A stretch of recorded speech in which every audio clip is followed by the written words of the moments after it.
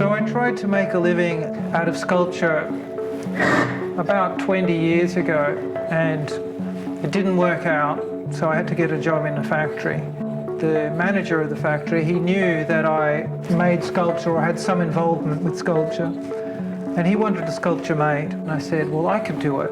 I could design it, I could make it, I could cast it, I could install it. And he laughed and he thought I was just being over enthusiastic.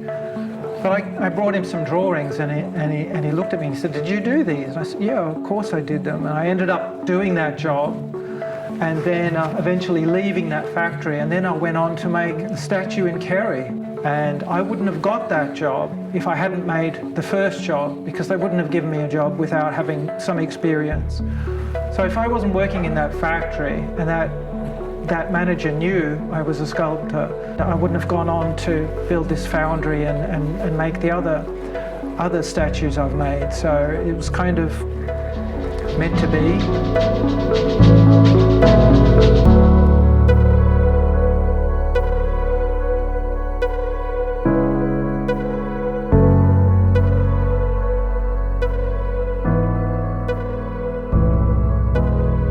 My name is Mark Rode and I'm a sculptor, and this is my studio in the west of Ireland where I've lived for the last 18 years or so.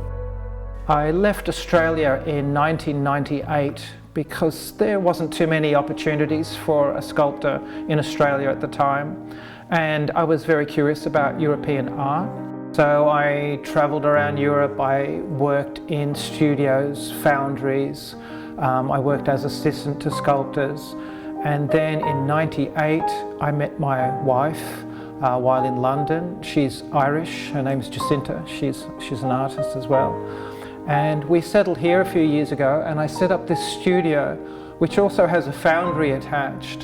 The reason I want a foundry as well as a studio is if I get a concept for a piece of art, I want to be able to follow it from that initial concept, that idea, right through to the artwork, through to the casting process, so I can have control over the work and I can bring a piece from concept right through to fruition of the final piece. One of the things that really interests me and I try and keep in my mind when I'm working is the way people react to art is different to the way that they react to other things that they're going to see in their life on a day-to-day basis, because they're not functional, they're just made really to inspire people or to demonstrate an emotion, to make them think in a way that they won't normally think. And that's great, even if the people don't like the art, if you make them think in a way that they don't really think, you've achieved something.